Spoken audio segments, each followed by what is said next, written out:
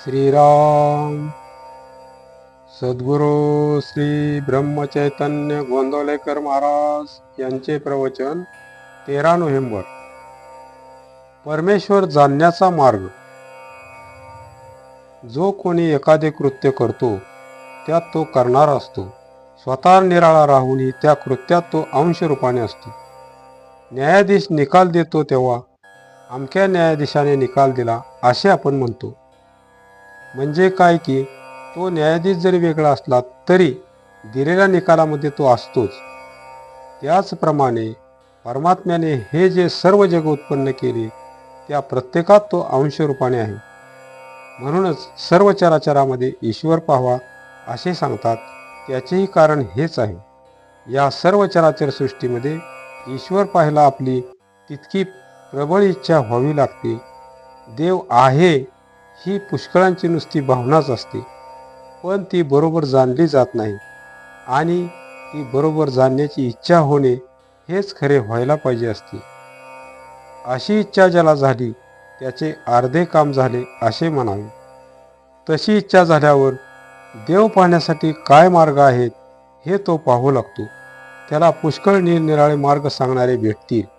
कोणी सांगतील की संन्यास घेतला म्हणजे ताबडतोब ईश्वराची प्राप्ती होईल. कुणी सांगतील की ब्रह्मचारी राहिले म्हणजे देव भेटेल.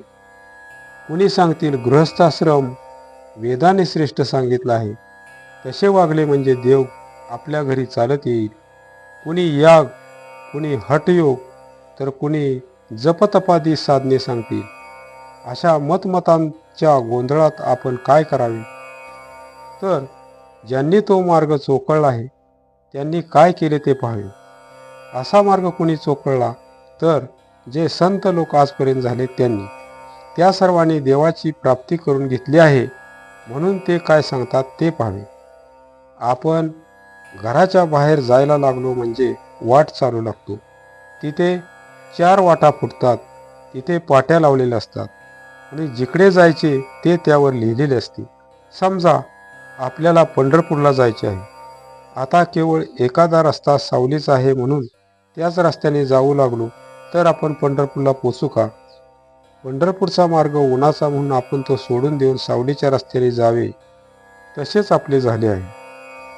आपण विषयात आनंद मानून त्यातच रंगून गेलो आहोत आणि त्यामुळे देवाकडे जाणारा रस्ता चुकलो आहोत. म्हणूनच संत सांगत असतात त्या वाटेने जाण्याचा निश्चय करावा आणि तो मार्ग जरी कठीण वाटत असला तरी तो देवाकडे जातो हे लक्षात ठेवावे. आजचे बोधवचन. संतांनी जो मार्ग आखला त्यावर डोळे मिटून जावे. पडण्याची अडकळण्याची भीतीच नाही. जानकी जीवन स्मरण. जय जय राम. श्रीराम जय राम जय जय राम.